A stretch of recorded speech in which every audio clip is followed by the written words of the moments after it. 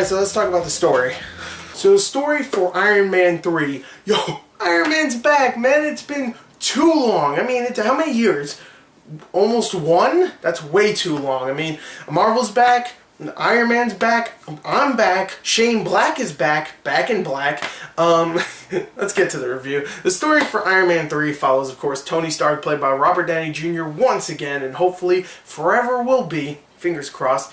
And it takes place after the end of the Avengers, way after the end of the Avengers. And of course, Tony Stark is not doing well. I ain't gonna spoil what happened at the end of the Avengers, but let's just say bad things happen, and of course, he's just having bad nightmares. He just can't sleep, and all he does is pretty much work on some Iron Man gadgets. Making new Iron Men and making little gadgets for them, whatnot. That's pretty much all he does. But he still has his girlfriend that he loves to death, Gwyneth Paltrow, who plays, of course, Pepper Potts. And he still has that great relationship with her, and for the first, maybe 30 minutes, it's all just about, their relationship and how he's coping with all of these nightmares and whatnot. But, of course, there's an evil presence that shows up out of nowhere, and, of course, that is the Mandarin, who is pretty much a terrorist, straight up a terrorist, who goes around just shooting people on camera, telling people, oh, you will never see me coming, I'm gonna blow crap up. He doesn't say that, but he is an evil dude, and of course he's played by Ben Kingsley, and that's a new villain that Iron Man, of course, has to go and stop.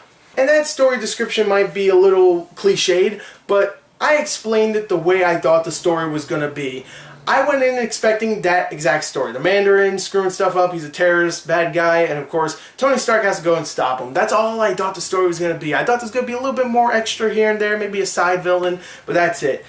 And I got way more than that, and I don't want to spoil it, but let me just say, there's a lot of twists and turns, side characters that become bigger characters later on, and a lot of just neat things that they do in this story. I really, really enjoyed the story. Now, there is one big twist. There is a huge twist that disappointed me very much, and I can't say why because it would be a spoiler. It will be a big spoiler, but let me just say... I can't say that too. Let me just say it's just a big disappointment. Now, I thought the twist was pretty funny. Don't get me wrong, it was pretty funny because it's meant to be funny. I'll say that. But I was still a little disappointed by that. But besides that, Tony Stark is likable once again. Finally, Iron Man 2, he lost me completely. He was a complete dick, and I didn't like him in that film. But Avengers, he won me back a little bit, even though I still thought Captain America and even the Hulk and Thor, I thought pretty much everybody else was a little bit more interesting than him. I know, don't hurt me, but, he's funnier, sure, but he's not as interesting. But he is back to being interesting. He's a really likable character. You really feel for him. A lot of stuff happens in this movie, not really to him, but to maybe other people that he really cares for, and it's really, you really do care for him, you really do. And of course, Robert Downey Jr. is fantastic. He does an amazing job with all the comedy, which I will get to in a second. Ben Kingsley as the Mandarin, he's not in it too much, which is, some people might not like that, but you know what? He's a great presence. Whenever he is there, whenever you hear him talk, I love that voice, and he is such a maniacal villain. He is great. Guy Pearce plays another side character that I'm not going to reveal because it's kind of a surprise, and he is great as well. I always love Guy Pearce, and he's great there too. Gwyneth Paltrow, amazing. I love Gwyneth Paltrow, and she's getting a little older, but she's still really... She's really hot. I don't care. And she's great in here. I really like the chemistry between her and, of course, Tony Stark.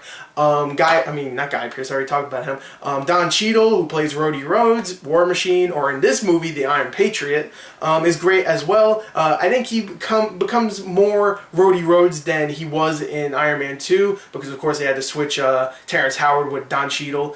They had to switch Terrence Howard with Don Cheadle in Iron Man 2, but I think he feels more like Rhodey Rhodes in this film. I thought he did a great job, and the rest of the supporting cast does great, but I have to admit, Rebecca Hall's character, I'm not going to spoil who she is either. She appears in the beginning as a pretty big character, then she appears again later on, and she's gone. And her character, I have to admit, is terrible. I hate it. I didn't hate her character, I'm sorry.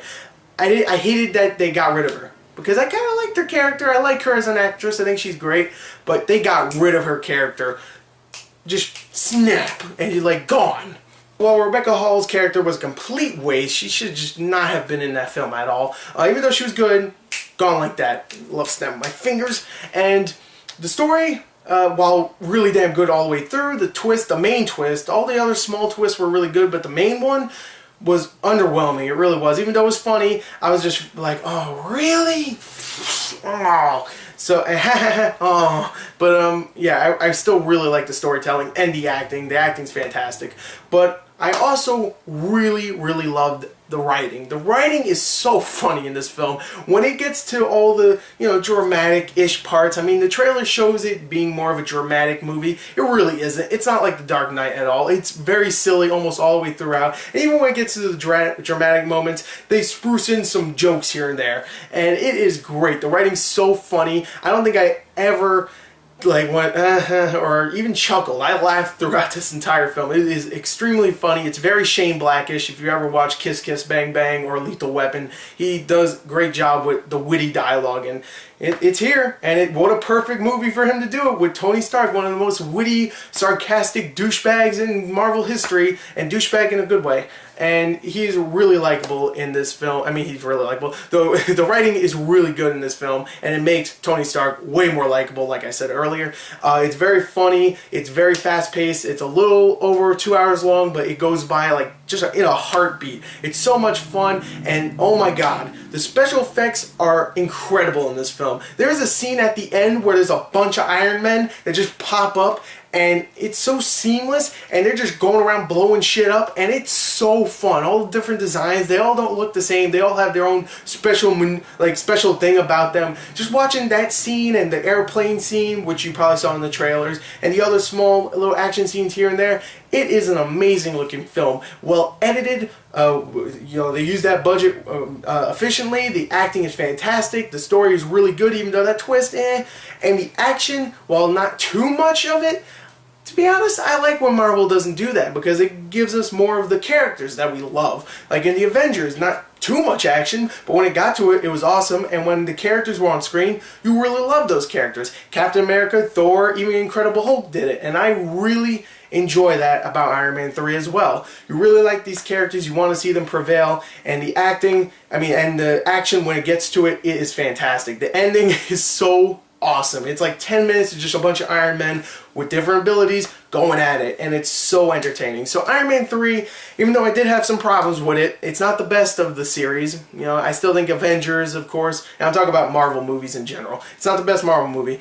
I mean, sure, it's better than Iron Man 2, definitely, and Incredible Hulk, and even Thor to some extent. I still love Captain America a little bit more, but I still enjoy this film a lot. That twist really disappointed me, though, so I'm going to give this a 36 out of 40. This is a great film. Definitely go check it out. A lot of fun. It's going to make tons of money, and it should. It's amazing. Really, it truly is. Even though I didn't care for that twist, it truly is amazing. So there you go. Check out the Iron Man 3. Do it. Why not? It's going to make money anyway. Don't be a rebel. Just go watch it. Who cares? So there you go. There's my review. I hope you enjoyed it. Thank you, and goodbye.